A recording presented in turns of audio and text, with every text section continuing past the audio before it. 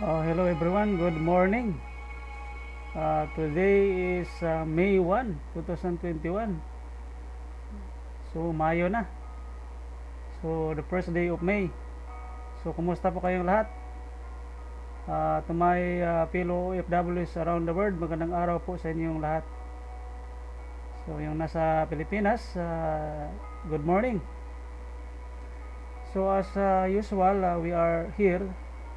We are discussing about the movement of the Philippine Stock Exchange Index. But before we proceed, this is only a disclaimer that this discussion, there is no recommendation to buy, to sell, or to hold your position if you have shares of the companies that we are going to discuss today. So the purpose of this discussion is to study the support and resistance. So it means for educational purposes only. So it's depend on your style and strategy, but the most important here is the support and resistance in the stock market. So let's go to the PECI chart. So this is the chart of the Philippine Stock Exchange Index. Yesterday, Friday, there is a parent ceiling of 300.7.2 million. So nag-down po tayo ng 1.8%. As we discussed in the previous days, that this area now act as a resistance. So there is a pullback when the level of PCI reaching on this area. So nang umabot siya dito, there is a pullback. So the same ang ginawa ni PCI yesterday. So he did not break the inclined resistance, otherwise he is going pullback on the support area. So we're hoping that this support ay mag-hold pa rin itong area na ito.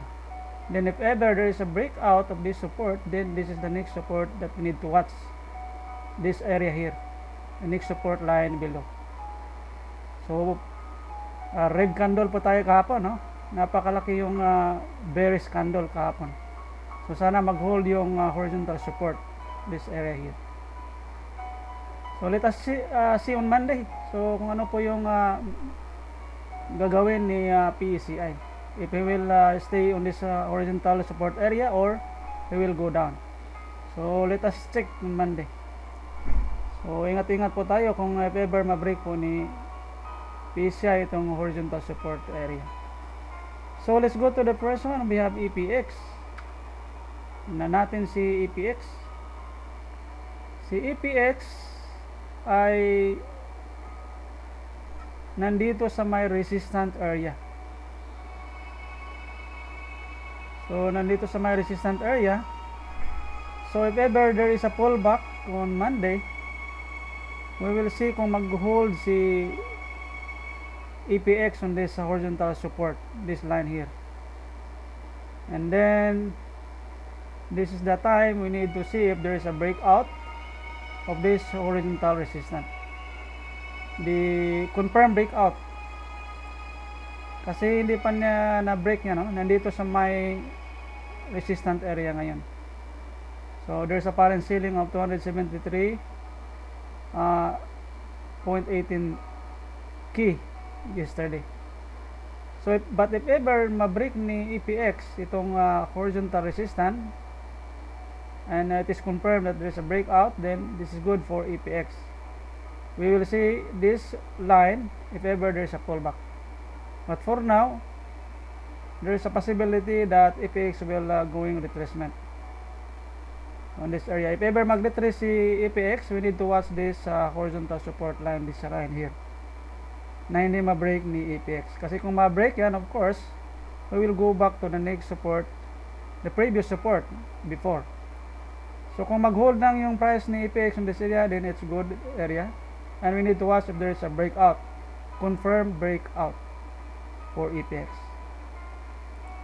Next one is PX. Tingnan natin si PX. Si Felix Mining ay dinidiscuss natin dito last April 21 that we will see this inclined support na mag-hold. Nag-hold yung price ni EPX on this area, and then there's a confirmed breakout and now he is up by 24 or 26% from this previous resistance here, this area here. So but for now we need to watch, kasi kung makita natin yung candle, wala pang masyadong nag-take profit. So possibility the people here in this area, anytime pwede po silang mag-take profit. So if ever there's a pullback, we'll need to see this 6.5 area, and the last here in this 6.35 area also, if ever there's a pullback. But ingat-ingat po tayo dito sa pagbili because the RSI now is 86.41. So candidate for retracement. So we'll wait in the 6.5 area if ever there is a pullback. PRMX. Si PRMX ay nandito sa may resistant area, but this is not confirmed breakout. So we need to wait if ever there is a confirmed breakout of this area. So MACD is still not crossing the signal line. Possible there is a retracement. So if there is a retracement, we need to watch this horizontal support, this area na hindi ma-break ni PRMX. So pag makita mo dito parang na-break pero hindi po yan confirmed breakout. So possibility that there is a retracement. But kung ma-break niyan on Monday, then we need to watch there's a pullback on this area here, this support line. But for now, hindi pa yan confirmed breakout for PRMX. So we need to wait and monitor the movement of PRMX. So but of course, this support, kailangan hindi ma-break ni PRMX, this area.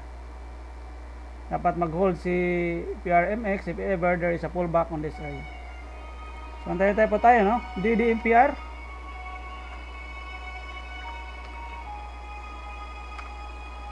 Si DDMPR naman ay patuloy pa din yung pagbaba ni DDMPR. So we need to see if this area ay mag-hold. So kung mag-sideways movement si DDMPR, then it's good na hindi ma-break itong area na ito, this support. And if there is a breakout of this horizontal resistance area, then this is good for DDMPR. But we need to watch this horizontal support na hindi ma-break ni DDMPR. Kasi red candle pa rin si DDMPR. LC. Si LC ay nag-break po siya dito sa my 0.18 area. So if ever there is a retracement on Monday, you need to watch this horizontal support, this 0.18 area na hindi ma-break ni LC. Kasi kung ma-break yan, of course, this is the next support line we need to watch for LC. So kung mag-retrace si LC, we need to see this horizontal support line na hindi ma-break ni LC. This 0.18 area. So if you have position, then just hold if ever that 0.18 area hindi ma-break ni LC. EPL. Tingnan natin si EPL below dito exponential moving averages 50 and 20. So mas maganda kung aakyat siya sa may exponential moving averages, these two, 20 and 50. But if ever hindi siya aakyat, then possible he will go back to this support line area here. So, sana aakyat si EPL. MRC. Si MRC naman, ganun din, no? So, we need to watch if there's a pullback on this support area, this line here. So, hindi pa rin yan na-break itong resistant area. So, we'll see if there's a pullback again on this horizontal support line or MRC. PHA. Si PHA nandito sa may support area. So, below sa 2 exponential moving averages din. So, sana aakyat si PHA ulit. And if ever hindi aakyat, possible there's a breakout. And the next support line we need to see here. If ever ma-break itong horizontal support area. So, sana aakyat si PHA. We need to watch na aakyat ulit si PHA above the 2 exponential moving averages. So, that's all for today. Thank you and God bless us all always.